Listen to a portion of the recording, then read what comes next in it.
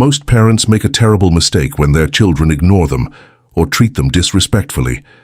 They either explode with anger, saying things like, "After everything I've done for you," or they retreat into hurt silence, hoping their children will somehow notice their pain. But these reactions only push children further away. The wise parents I've met over the years use a completely different approach. When their children ignore them or speak disrespectfully, they don't get emotional. They don't lecture. Instead, they say just a few words that immediately change everything. These words don't come from anger or manipulation. They come from a place of quiet strength and self-respect, and the results are remarkable. Children who were dismissive suddenly become attentive. Adult kids who barely called start checking in regularly. The whole dynamic shifts from conflict to respect. Today I'm going to share this powerful approach with you. You'll know exactly what to say and how to say it. Let me tell you about Elizabeth Wilson. She's 71 and lives in Phoenix.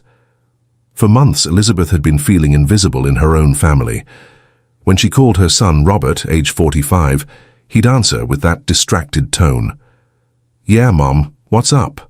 Like she was interrupting something important. During family dinners, if Elizabeth tried to contribute to conversations, Robert would look at his phone or change the subject entirely. The breaking point came on a Sunday afternoon. Elizabeth had spent 3 hours preparing Robert's favorite pot roast. During dinner, Elizabeth mentioned that her neighbor had fallen and broken her hip. "It made me think about getting older," she said. "Maybe we should talk about—" Robert cut her off mid-sentence. "Mum, can we not do the whole aging thing right now? It's depressing."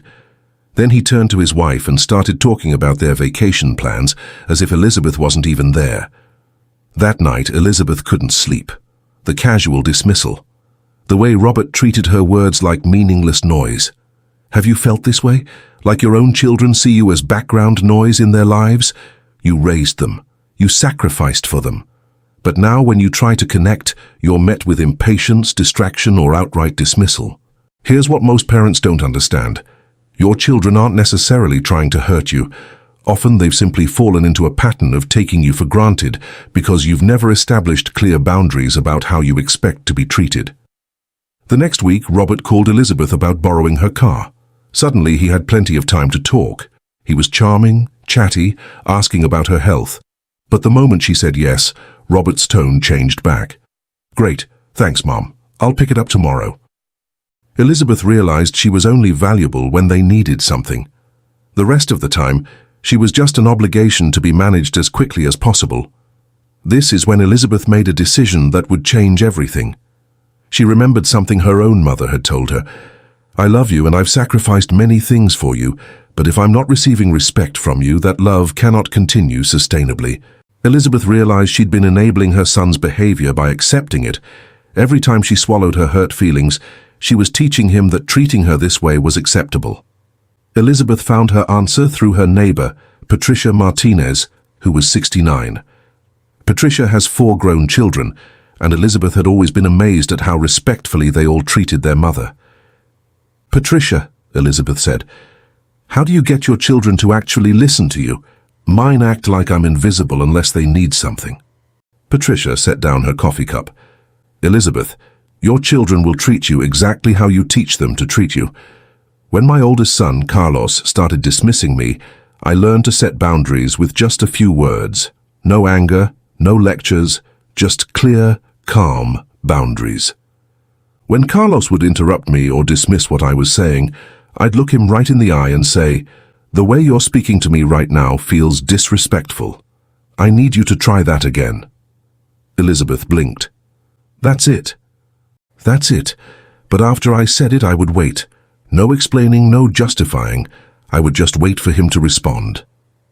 The key is consistency, Elizabeth, every single time. Whether it's interrupting, dismissive comments, or that patronizing tone, every single time you address it calmly. This struck Elizabeth as completely different from everything she'd tried. No emotional appeals, no anger, just clear expectations stated calmly. "But what if they refuse? What if they get angry?" Patricia nodded. "That happened with Carlos once. He said, 'Fine, if you're going to be so sensitive, I'll just talk to you less.'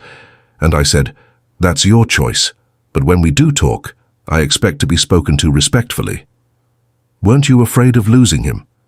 Elizabeth, I was already losing him. He was treating me like a servant he barely tolerated. At least this way, I was standing up for my dignity. Here's what Patricia taught Elizabeth. You must establish that love and respect go together, even in families. Too many parents believe that unconditional love means accepting any behavior from their children, no matter how hurtful. But that's not love. That's enabling. Real love includes boundaries.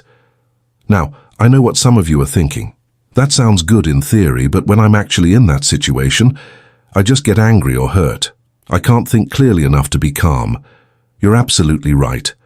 When our children dismiss us, our emotions flood in. We feel hurt, angry, unappreciated. In that emotional state, it's nearly impossible to respond with calm strength. This is exactly why you need to prepare in advance. Patricia gave Elizabeth practical advice. Write down exactly what you want to say and practice it. When you're calm, decide on your exact words, then practice them until they become automatic. Elizabeth practiced these phrases until they felt natural. The way you're speaking to me right now feels disrespectful. I need you to try that again. I can hear that you're frustrated, but I need you to speak to me more respectfully. 2 weeks later, Elizabeth got her chance. Robert called asking if Elizabeth could babysit his daughter for the weekend. Elizabeth said she'd need to check her calendar. Mom, what calendar? It's not like you're that busy, just say yes or no. Instead of snapping back or swallowing the insult, Elizabeth took a deep breath. Robert, the way you just spoke to me feels disrespectful. I need you to try that again. Silence. Long silence. What do you mean? You dismissed my time and commitments as if they don't matter. I'd like you to ask me again, but more respectfully. Elizabeth's heart was pounding, but she waited. Okay. Mom, I'm sorry. Would you be available to watch Emma this weekend? I know you might have other plans.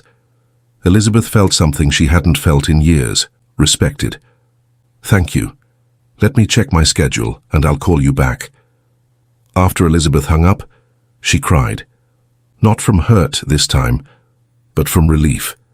She had stood up for herself without attacking Robert, without lecturing him. Most importantly, it had worked. Elizabeth's real test came during a family dinner 2 months later. Robert and Sarah were discussing kitchen renovation plans. Elizabeth offered some suggestions based on her experience. Robert rolled his eyes. Mum, kitchens have changed a lot since you did yours. Old Elizabeth would have gotten defensive or gone quiet. New Elizabeth stayed calm. I understand you want a modern approach. The way you just responded felt dismissive. I'd appreciate if you'd engage with my ideas more respectfully. Robert looked surprised. I wasn't being dismissive. It felt dismissive when you rolled your eyes and implied my experience wasn't relevant. I'm happy to support your decisions, but I'd like respectful conversations. Robert actually apologized. You're right, Mom, I'm sorry. What were you suggesting? They had a genuine 20-minute conversation about kitchen design. Robert listened, asked questions, and treated her like someone whose opinion mattered. This is the power of boundaries delivered with quiet strength, rather than emotional reactivity. Thank you for watching. Please subscribe to the channel, and I am looking forward to see you in the next video.